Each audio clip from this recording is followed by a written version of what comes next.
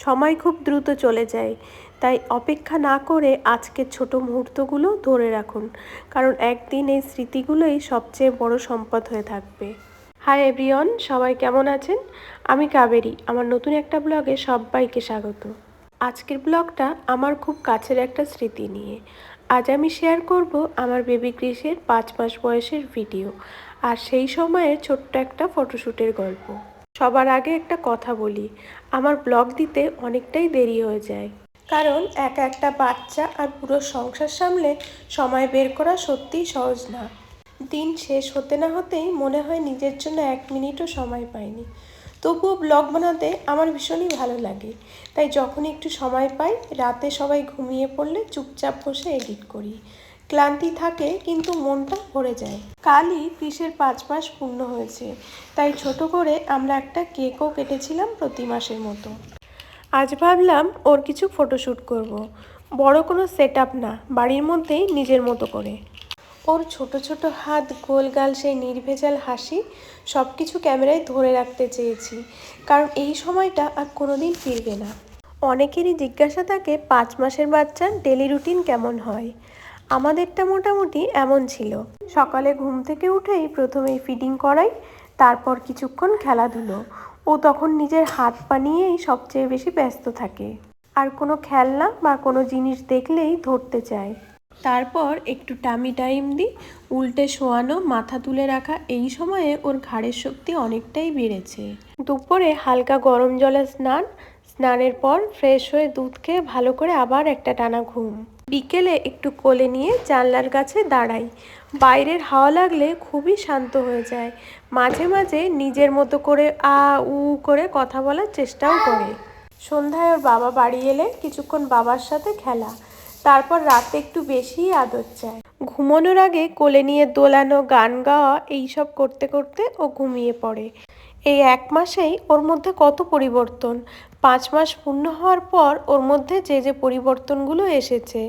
আগের থেকে অনেক বেশি হাসে, মুখ দিয়ে শব্দ করে কথা বলার চেষ্টা, পরিচিত মুখ চিনতে পারে, খেলনা ধরতে পারে আর মুখেও নিতে চায়। কোলে না নিলে কখনো কখনো আবার রাগ দেখায়। সবচেয়ে বড় পরিবর্তন ছিল ওর চোখের চাউনি, যেন সব কিছু বুঝতে শিখছে। দুপুরটাই আমাদের সবচেয়ে কাছের সময়। ও স্নান করে ফ্রেশ হয়ে গেলে আমি ওকে নরম তোয়ালে দিয়ে মুছিয়ে হালকা লোশন লাগিয়ে দিই। তারপর কিছুক্ষণ কোলে নিয়ে বসি। দুধ খাওয়ার পর ও আমার বুকের ওপর মাথা রেখে চুপ করে শুয়ে থাকে। মাঝে মাঝে আমার মুখের দিকে তাকিয়ে হেসে দেয়। সেই হাসিটা দেখলে সব ক্লান্তি উধাও হয়ে যায়। ও ঘুমিয়ে পড়লে আমি ওর পাশে শুয়ে ওর মুখটা দেখি। এই ছোট্ট মানুষটা আমার জীবনটাই বদলে দিয়েছে। অনেকে ভাবেন বেবির ফটোশ্যুট মানেই কিউট কিউট ছবি, কিন্তু বাস্তবে ব্যাপারটা বেশ কঠিন। বাচ্চার মুড সবসময় একরকম থাকে না। ও এখন এক জায়গায় বেশিক্ষণ স্থির থাকে না। আবার একটু সময় পর পর দুধ খেতে ইচ্ছা করে বা ঘুম পায়। আবার কাঁদলেও ফটোশ্যুট বন্ধ রাখতে হয়। আমি আজকে 4-5টা ড্রেস বদলে ছবি তুলেছিলাম, কিন্তু সবটাই মুডের উপরে নির্ভর করেছিল। কখনো হাসছে, কখনো গম্ভীর, কখনো হাত পা নেড়ে সব নষ্ট করে দিচ্ছে। তবুও এই কষ্টের মধ্যে আনন্দ আছে। আমি প্রতি মাসের স্মৃতি মোবাইল ক্যামেরায় ধরে রাখি, কারণ একদিন ও হয়তো বড় হয়ে নিজের ছোটবেলা দেখতে চাইবে।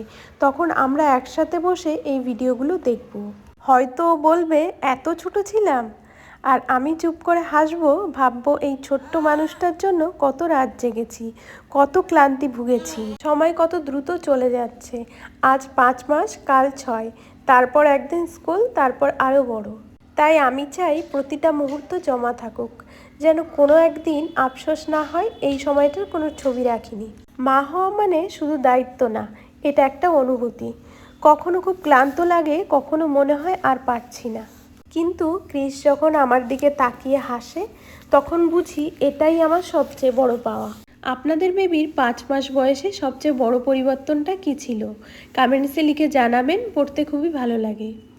আমার ব্লগ হয়তো নিয়মিত আসে না, কিন্তু প্রতিটা ব্লগের পেছনে থাকে আমার সময়, আমার ভালোবাসা আর একজন মায়ের হৃদয়ের গল্প। আজকের এই 5 মাসের স্মৃতি শেয়ার করলাম। যদি আপনাদের ভালো লাগে জানাবেন।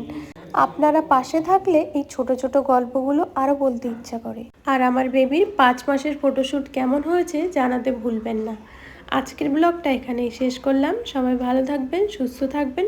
পরবর্তী নতুন একটা ব্লগে আবার দেখা হবে। টাটা।